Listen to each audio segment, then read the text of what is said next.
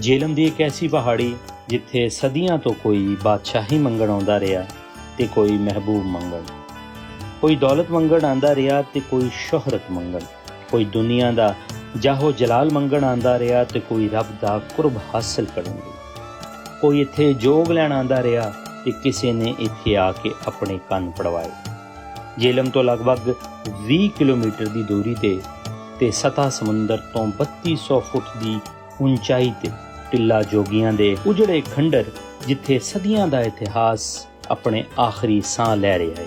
ਆਪਣੇ ਦੌਰ ਵਿੱਚ ਇਹ ਥਾਂ ਜੋਗੀਆਂ ਦੀ ਇੱਕ ਐਸੀ ਬਸਤੀ ਸੀ ਜਿੱਥੇ ਉਸ ਵੇਲੇ ਦੇ ਬਾਦਸ਼ਾਹ ਤੇ ਹੁਕਮਰਾਨ ਆਪਣੀ ਹਕੂਮਤ ਤੇ ਬਾਦਸ਼ਾਹੀ ਨੂੰ ਕਾਇਮ ਰੱਖਣ ਲਈ ਜੋਗੀਆਂ ਦੀ ਸੇਵਾ ਕਰਿਆ ਕਰਦੇ ਸਨ। ਟਿੱਲੇ ਦੇ ਉੱਚੇ ਨੀਵੇਂ ਤੇ ਪਥਰੀਲੇ ਰਾਹ, ਪੁਰਾਤਨ ਮੰਦਰ, ਬੁਝੇ ਦੇਵੀਆਂ ਦੇ ਨਿਸ਼ਾਨਾਤ, ਸੁੱਕੇ ਖੁਸ਼ਕ ਤਲਾਬ ਤੇ ਹਜ਼ਾਰਾਂ ਸਾਲ ਪੁਰਾਣੇ ਅਤੇ ਬੁੱਢੇ ਦਰਖਤ, ਚਾਰੋਂ ਪਾਸੇ ਗੂੰਜਦਾ ਸन्नाटा, ਇਹ ਸਾਰੀਆਂ ਬੇਜ਼ੁਬਾਨ ਖਾਮੋਸ਼ੀਆਂ ਗਵਾਹ ਨੇ ਕਿ ਇੱਥੇ ਰਾਜਾ ਪੂਰਸ, ਸਿਕੰਦਰ ਆਜ਼ਮ, ਅਕਬਰ ਬਾਦਸ਼ਾਹ ਤੋਂ ਲੈ ਕੇ ਸਿੱਖ ਧਰਮ ਦੇ ਬਾਨੀ ਸਾਹਿਬ ਸ੍ਰੀ ਗੁਰੂ ਨਾਨਕ ਦੇਵ ਜੀ ਨੇ ਇੱਥੇ ਆ ਕੇ ਇਸ ਥਾਂ ਦੀ ਰੌਣਕ ਵਧਾਈ। ਲੇਕਿਨ ਇੱਥੇ ਅੱਜ ਦੂਰ ਦੂਰ ਤੱਕ ਵੀਰਾਨੀ ਛਾਈ ਹੋਈ ਹੈ। ਟਿੱਲਾ ਜੋਗੀਆਂ ਦਾ ਇਤਿਹਾਸ ਸਦੀ ਦੋ ਸਦੀ ਨਹੀਂ ਬਲਕਿ ਲਗਭਗ 3000 ਸਾਲ ਤੋਂ ਵੀ ਪੁਰਾਣਾ ਹੈ।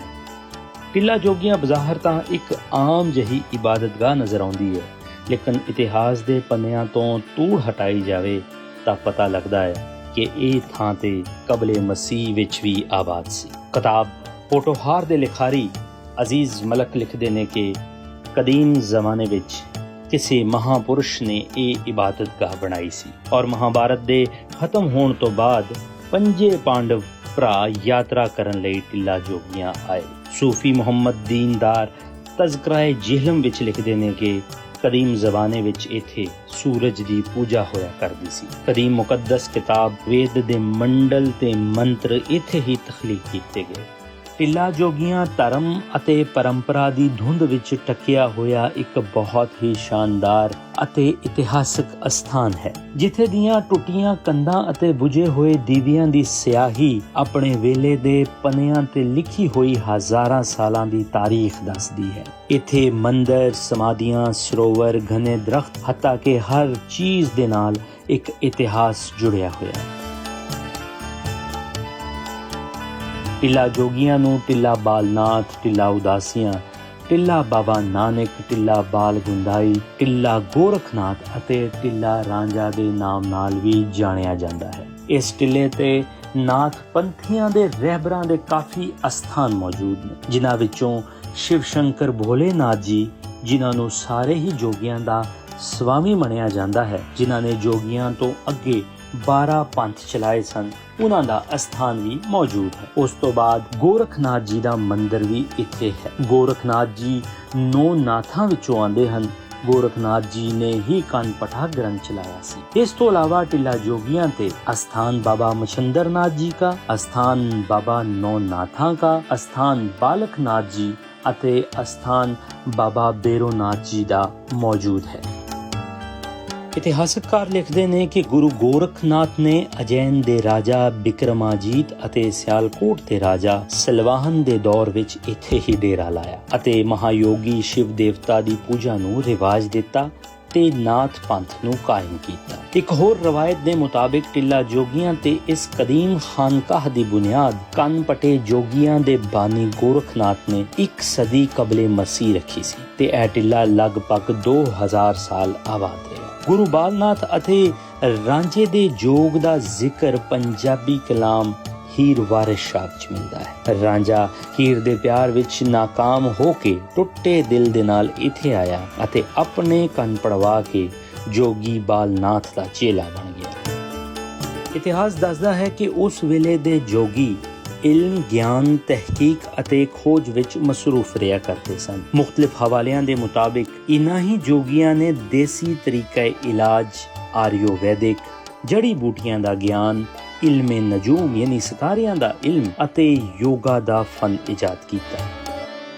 ਟਿੱਲੇ ਦੇ ਚੰਗੇ ਵੇਲਿਆਂ ਵੇਲੇ ਹਰ ਸਾਲ 14 ਮਾਘ ਨੂੰ ਇੱਕ ਧੂਮ-ਧਾਮ ਦੇ ਨਾਲ ਇੱਕ ਮੇਲਾ ਲੱਗਿਆ ਕਰਦਾ ਸੀ, ਜਿਸ ਦਾ ਸ਼ੁਮਾਰ ਬਰੇ-ਸਗੀਰ ਦੇ ਵੱਡੇ ਮੇਲਿਆਂ ਵਿੱਚ ਹੁੰਦਾ ਸੀ। ਇਸੇ ਹੀ ਪਹਾੜੀ ਦੇ ਚੋਟੀ ਤੇ ਬਹਿ ਕੇ ਜੋਗੀ ਦਿਨਾਂ, ਮਹੀਨਿਆਂ ਅਤੇ ਸਾਲਾਂ ਦਾ ਹਿਸਾਬ ਲਾਇਆ ਕਰਦੇ ਸਨ। ਇਹਦੇ ਲਈ ਉਹ ਚੜ੍ਹਦੇ ਸੂਰਜ ਦੀਆਂ ਕਿਰਨਾਂ ਨੂੰ ਨਾਪ ਤੋਲ ਕੇ ਵਕਤ ਨੂੰ ਜਾਂਚਦੇ ਅਤੇ ਸਮੇਂ ਦਾ ਹਿਸਾਬ ਲਾਉਣ ਲਈ ਘੜਿਆਲ ਬਣਾਉਂਦੇ। 8 ਪਹਿਰਾਂ ਦੀ ਇਜਾਜ਼ਤ ਇਹਨਾਂ ਹੀ ਜੋਗੀਆਂ ਦੀ ਸੀ।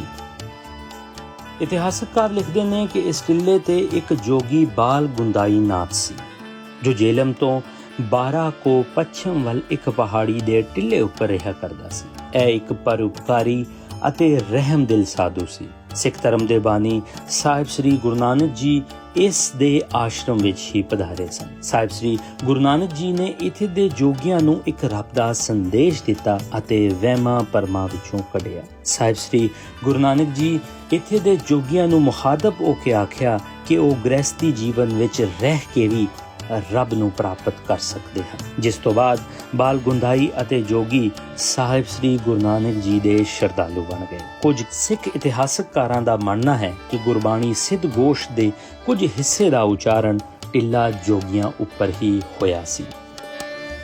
ਸਰਕਾਰੇ ਖਾਲਸਾ ਰਾਜ ਵੇਲੇ ਮਹਾਰਾਜਾ ਰਣਜੀਤ ਸਿੰਘ ਨੇ ਇੱਥੇ ਜੋਗੀਆਂ ਲਈ ਇੱਕ ਬਹੁਤ ਵੱਡਾ ਸਰੋਵਰ ਬਣਾਇਆ ਅਤੇ ਬਹੁਤ ਸਾਰੀਆਂ ਇਮਾਰਤਾਂ ਵੀ ਕਾਇਮ ਕੀਤੀਆਂ, ਜਿਸ ਕਾਰਨ ਇੱਥੇ ਦੀ ਪ੍ਰਫੁੱਲਤਾ ਹੋਰ ਵੱਧ ਗਈ। ਲੇਕਿਨ ਵੰਡ ਵੇਲੇ ਟਿੱਲਾ ਜੋਗੀਆਂ ਸਦਾ ਲਈ ਹੀ ਉਜੜ ਗਿਆ। ਹੌਲੇ-ਹੌਲੇ ਸਭ ਜੋਗੀ ਆਪਣੇ ਦੇਸ ਟਿੱਲੇ ਨੂੰ ਛੱਡ ਕੇ ਚਲੇ ਗਏ। ਇੱਕ ਰਿਕਾਰਡ ਦੇ ਮੁਤਾਬਿਕ ਇੱਥੇ ਲਗਭਗ 60% ਸਿੱਖ ਤੇ ਹਿੰਦੂ ਜੋਗੀ ਹੋਇਆ ਕਰਦੇ ਸਨ, ਜਦਕਿ 40% ਮੁਸਲਮਾਨ ਜੋਗੀ ਸਨ। ਵੰਡ ਤੋਂ ਬਾਅਦ 1.25 ਲੱਖ ਦੇ ਕਰੀਬ ਜੋਗੀਆਂ ਨੂੰ ਇਹ ਟਿੱਲਾ ਹਮੇਸ਼ਾ ਲਈ ਛੱਡਣਾ ਪਿਆ। ਤਾਰੀਖਦਾਨਾਂ ਦੇ ਮੁਤਾਬਿਕ ਇਹਨਾਂ ਅਸਾਰੇ ਕਦੀਮਾ ਦੀ ਤਬਾਹੀ ਇਹਨਾਂ ਲੋਕਾਂ ਦੀ ਵਜ੍ਹਾ ਨਾਲ ਹੋਈ, ਜਿਹੜੇ ਇੱਥੇ ਖਜ਼ਾਨੇ ਦੀ ਤਲਾਸ਼ ਵਿੱਚ ਆਉਂਦੇ ਨੇ ਅਤੇ ਇਹਨਾਂ ਥਾਵਾਂ ਨੂੰ ਪੁੱਟ ਦਿੰਦੇ ਨੇ। ਕੁਝ ਵਰਿਆਂ ਪਹਿਲੇ ਤੀਕਰ ਇੱਥੇ ਸਰੋਵਰ ਸਾਹਿਬ ਦੇ ਨਾਲ ਬਹੁਤ ਸਾਰੀਆਂ ਸਮਾਧੀਆਂ ਅਤੇ ਛੋਟੇ-ਛੋਟੇ ਕਈ ਮੰਦਿਰ ਹੋਇਆ ਕਰਦੇ ਸਨ, ਜੋ ਹੁਣ ਵੇਖਣ ਨੂੰ ਨਹੀਂ ਮਿਲਦੇ। ਜੋਗੀਆਂ ਦਾ ਇਹ ਟਿੱਲਾ ਬਰੇ ਸਗੀਰ ਪਾਕੋ ਹਿੰਦ ਵਿੱਚ ਮਜ਼ਹਬੀ ਹਮਾਂਗੀ ਦੀ ਇੱਕ ਬਿਹਤਰੀਨ ਮਿਸਾਲ ਸੀ, ਜਿੱਥੇ ਹਰ ਮਜ਼ਹਬ ਦੀ ਜੋਗੀ ਆਪਣੀ ਮਰਜ਼ੀ ਦੇ ਨਾਲ ਇਬਾਦਤ ਕਰਿਆ ਕਰਦੇ ਸਨ। ਹਿੰਦੂਆਂ ਤੇ ਸਿੱਖਾਂ ਲਈ ਇਹ ਟਿੱਲੇ ਦੀ ਇੱਕ ਬਹੁਤ ਵੱਡੀ ਅਹਿਮੀਅਤ ਹੈ। ਇਹਨਾਂ ਮਕਾਮਾਤ ਨੂੰ ਬਹਾਲ ਕਰਕੇ ਮਜ਼ਹਬੀ ਸਿਆਹਤ ਨੂੰ ਉਜਾਗਰ ਕੀਤਾ ਜਾ ਸਕਦਾ ਹੈ।